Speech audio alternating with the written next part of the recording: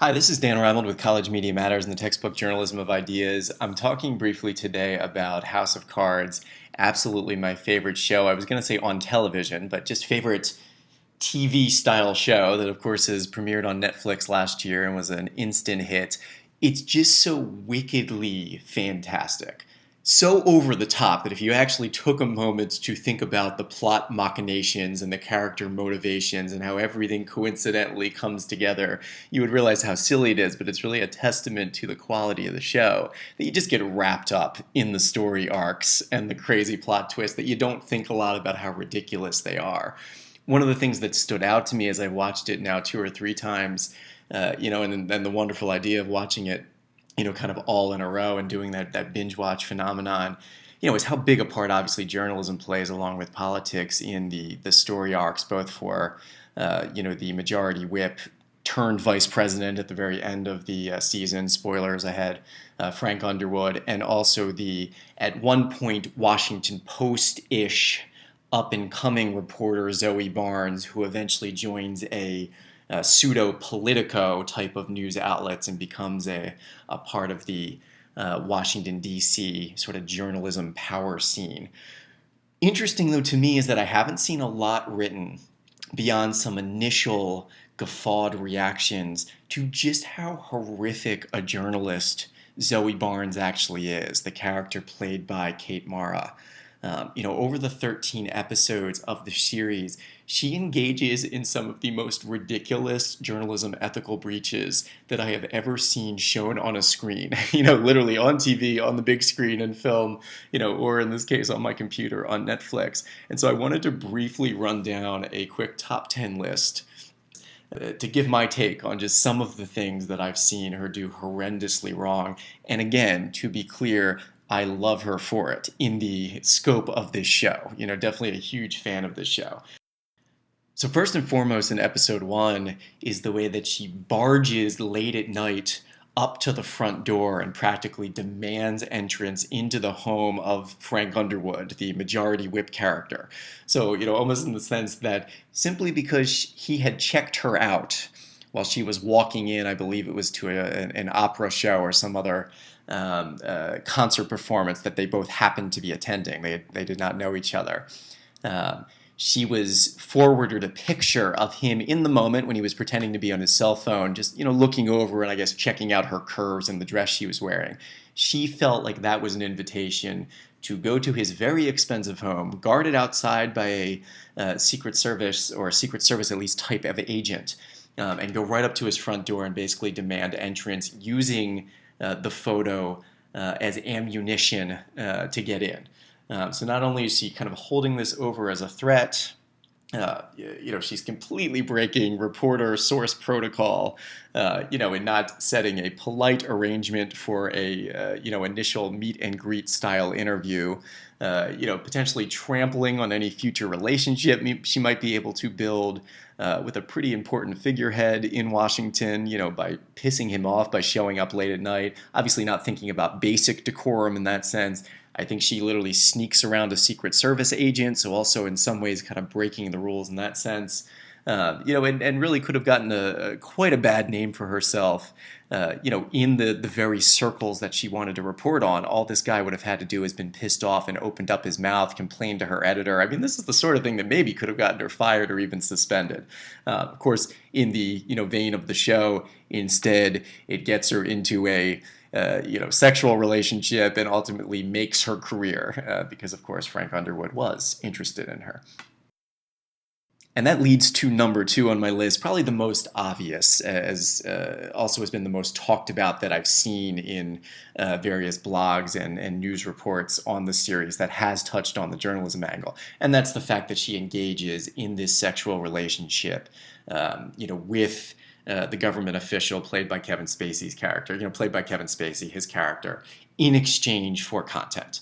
So literally using her sexuality, trading sexual favors, for stories, for content, and so obviously stripping away any sense of decorum, journalism ethics, source reporter separation, just basic common decency and the type of sense that our parents try to teach us when we are young. This goes against everything in a journalism ethics 101 sense that it's almost ridiculous. Part of the fun of thinking of this podcast was trying to think of what would be the sorts of things we could literally have a discussion on in class about. In this case, the discussion can only go so far. She is wrong. What's fascinating is that another character played by, the character who is a more veteran political reporter at the Washington Post style outlet that she's originally at, who eventually joins her at what's called Slugline, the show's Politico outlet, mentions to her, a woman named Janine Skorsky in the show, mentions to her that she had done the same thing and kind of intimated that it was kind of all par for the course in Washington, or the notion of if you want to move up in the world, get the inside scoops, get the little bit of edge that you can against your competition, that you'd almost have to be willing to trade your body, especially as a female, in exchange for this, for the edge that it could give you in your career.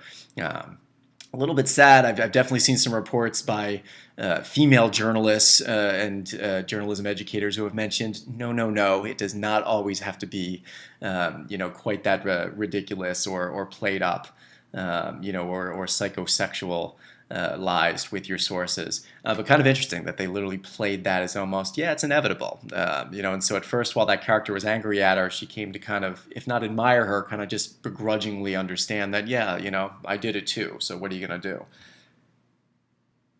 Another element that's definitely problematic with Zoe Barnes' behavior as the lead journalist in House of Cards is that she simply trusts her source blindly. So she's in this sexual relationship with Frank Underwood. She tells him straight out that I will never question you. I will take everything you will give me. I don't care about the motives or what else is involved. I simply want to move up here. I want you to give me information and I will put it out there. It's win-win-win. A fascinatingly candid exposure of just her lack of journalism ethics, in which, even the sources that you are closest to or have over time come to trust the most should still never be trusted blindly. And obviously, in her case, you at least got to question things a little bit.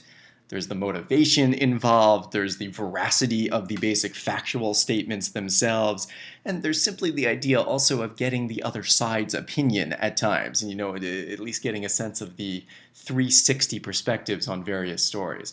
She basically serves as his mouthpiece. I mean, literally at times, he will phone her or give her a piece of information and she will simply act as the funnel to get it out.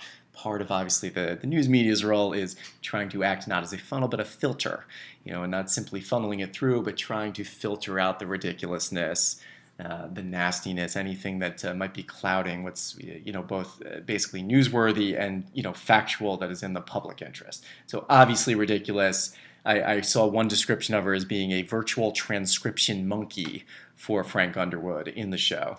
And that's obviously not what you want to be as a journalist. So another more interesting example, in my opinion, is that she literally gives up her source. So while promising that the arrangement will be kept secret, and obviously something that he in turn promises her, although he goes back on it and tells his wife, is that in the latter episodes of the first season, as their relationship, if not withers, sort of deteriorates a bit and gets a bit more distant, she ends up engaged in a long-term investigation that we get the hint at the very end of the first season may be about to bring his undoing, or at least cause him problems. Through that, in conversations that she has with both Janine Skorsky, the veteran reporter who becomes her colleague at the new outlet, and also an ex-colleague at the Washington Post outlet that she worked at, who eventually becomes her lover or new boyfriend when things with Frank go badly, both find out who her secret source is and the fact that she was sleeping with him. Now, as far as we could see on screen, they were showing discretion and were literally helping her in her investigation, and so we're not going to blab to page 6 about this stuff. But kind of fascinating that as much as, you got to promise your sources things that you can actually back up. So not only does she promise him secrecy and enters into this, fairly horrific, unethical relationship with him, trading sexual favors for news, she then, gives him up. And in the span of the show, it only takes a number of months, really, for that to happen. And so even if it is to only a few colleagues, think about the implications of that. Take out the ridiculousness of the show and just think about it as this is a government source that she has on the inside that she's promised to keep secret, and instead starts talking to some of her current and former colleagues about it. Not great journalism work there. Okay, so another element later on in the first season, as she's engaging on this investigation of the circumstances surrounding the fall and the death of the congressman who was Peter Russo, who was running for the governorship of Pennsylvania, all part of Frank Underwood's plan to get the current vice president out and get himself, nominated, get himself into the office. She ends up needing information about a woman who was with Peter Russo one night acting in the role of a prostitute. The woman was no longer in that role by the time it rolled around in the series that she was doing the investigation, but instead was working at a restaurant. She goes to the restaurant with her current lover and ex-colleague at the Washington Post type outlet she worked at, the Washington Herald. And instead of waiting to try and get information the correct way, asking around about her until they could find out, how they might contact her, if anyone knew where she might be, because she was not at the restaurant that day, she barges into the restaurant's kitchen area, steals the contact sheet that is hanging on the wall, and scurries away secretly before the manager can catch what's going on, pretends she's lost and needs to find the restroom so she can get the phone number for her source. On the scheme of things and what she's engaged in throughout the first season, this isn't quite as horrific, but still pretty darn wrong in a simple, kind of quick decision-making sense. You obviously don't want to gain access to places you're not supposed to be, even if the kitchen of a restaurant isn't exactly, behind enemy lines in combat. But you also want to be a little more truthful than, basically stealing your source's phone number. Again, I could see more of a discussion here. The stakes might have been considered high enough where you have to do what you can. And obviously in the scheme of things, she's going to make a call to this source. If the person doesn't return the call or the text, that's that. So it's not really a ton of harm, but definitely questionable behavior there by Zoe in that moment, which I had to laugh at at the courageousness, kind of the audacity that she had to go ahead and steal that stuff. So once she has the contact information and has made contact with the current waitress, former prostitute, who was involved in this Peter Russo investigation that's going to impact Frank, I believe, in season 2 of the show, she texts her and basically threatens her into talking. The idea that you don't want to be exposed. I don't want to have to write about you. So why don't you talk to me and help us out? Again, not exactly moral journalism 101. Typically, it's not considered the best form to threaten your sources into talking by telling about all the bad things you might be willing to do to them, in this case exposing something about them that they don't want known unless they cooperate.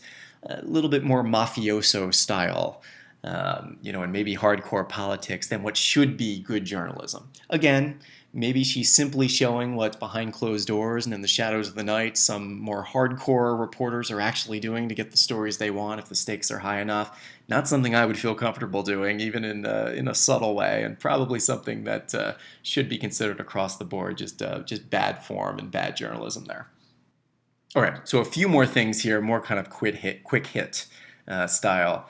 One, she has her current boyfriend after the whole Frank Underwood situation sort of devolves. So her former colleague go to a hotel bar, and in searching for this prostitute character, in this case a former prostitute, has him pretend to be an undercover cop, secretly soliciting a prostitute. And then saying I'm a cop to try and get information from her that would lead them to the woman that they are really looking for.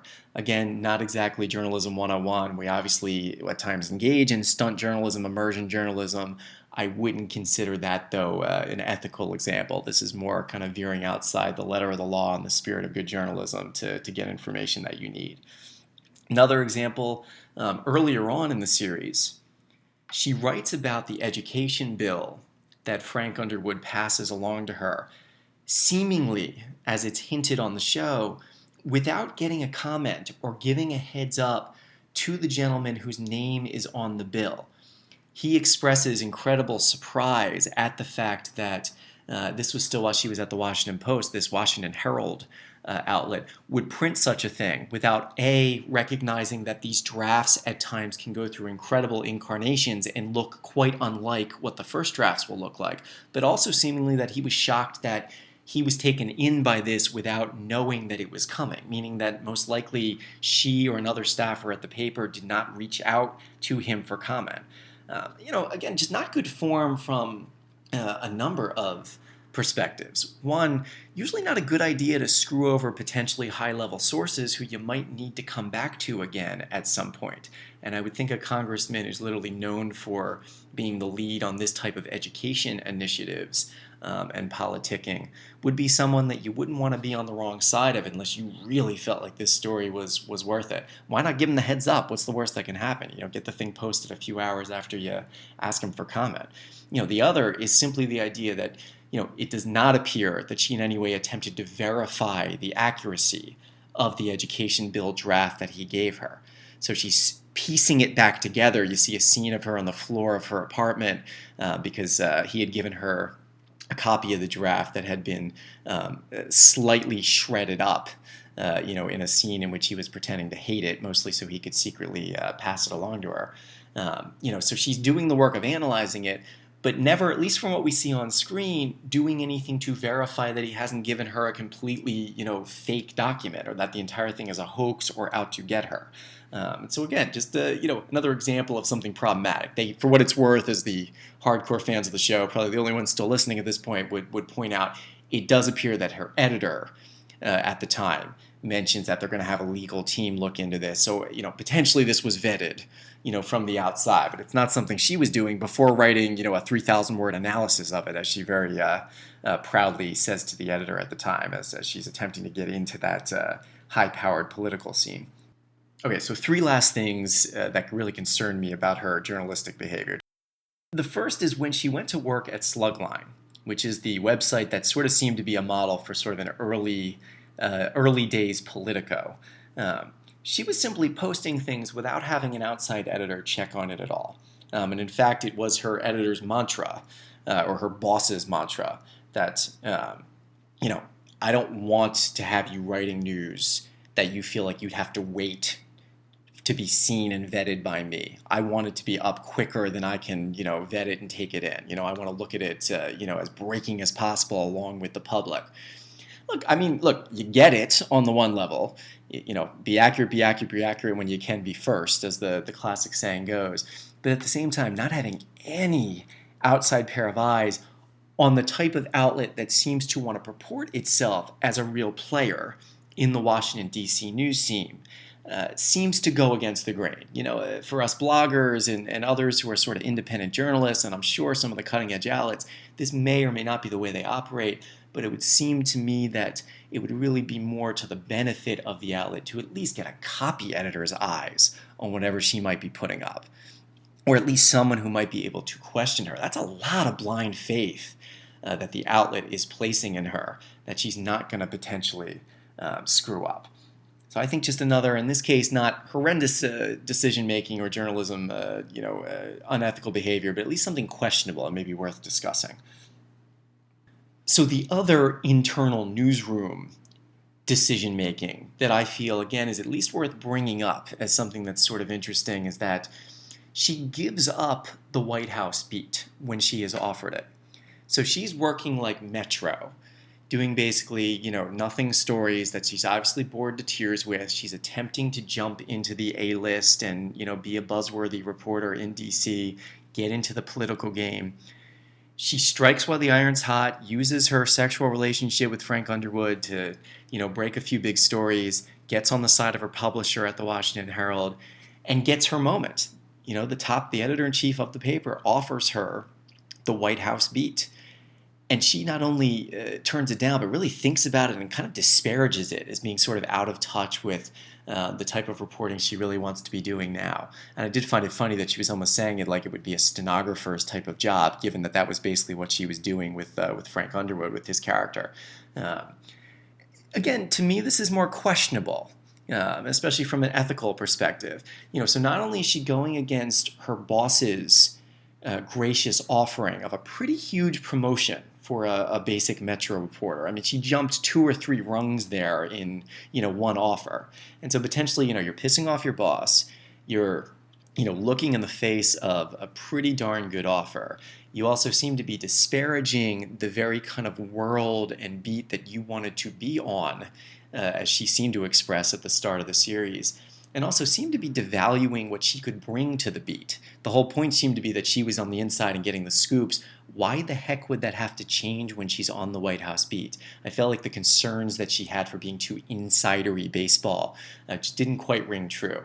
In some respects you get it, that you almost feel like the personalities there become so tied to the politicians in the journalism circles that it's tough for them to still be the groundbreaking journalists. But, considering how unethical she is in general to need to rise to the top, it didn't strike me as reasonable that she would suddenly find her idealism there and I still want to be that hard-charging journalist. She wanted her name in lights, and, it just didn't quite make any sense to me that she not only gave up that, but then gave up Nightline for this very, very early days startup at Slugline. Just felt like either the easy way out, she was a little scared, or was just making bad career decisions. The last thing was an internal newsroom situation that, again, I'm going to bring up because I'm not quite sure how I feel about this yet. She's in the conversation with her boss in which she turns down the job. He gets angry, feels that she's being ungrateful, for the offer, and calls her a very, very bad word that starts with a C and then has the letters UNT and rhymes with runt. She takes what he tells him. And, I believe he literally fires her in that moment, if I'm remembering correctly. And instead of simply maybe fighting it internally, sitting down and talking to him later when, their tempers calm down a bit, she tweets out what he had said to her. So in some ways, a perfectly valid revenge to, an individual who is maybe from a certain perspective using his position of power to act in a vulgar manner and overly aggressive and obviously overly sexual manner to her. Although I think we can agree, as his character is fleshed out, it was in no way sexual. It's just angry and obviously coarse. And so, you could see it as that, and there's even an element of maybe she's championing women's rights. I'm not going to be treated like that, and especially in my own newsroom. You're not going to say a word like that to me and get away with it. Also, again, some might argue savvy from a social media perspective. She knows how to win that game. In the scheme of things, if she had made it an internal fight, they could have gone back and forth on what was said, what was not said. And, she's obviously not in a position of power there. But at the same time, it felt to me very small, in the sense that this was obviously what she saw as a career booster, that she's going to become larger than life by taking down what in that moment was her ex-boss, if he was really going to follow through and fire her. But really burning some bridges in the process, not only with that editor specifically, but I got to imagine with all of the colleagues in the newsroom that really respected him. I would also have to think that some in the news establishment who again felt like that maybe not only was it unfair to kind of take advantage of a guy who maybe lost his temper in the heat of the moment, but also attempt to kind of trade on a moment of, as we know, newsrooms get coarse, a moment of coarseness to elevate your own career status. And I just would have to think that as much as she was getting the scoops in that moment, in a lot of circles that would have set her back in people's eyes, that she would have been seen as too much of a distraction at a news outlet.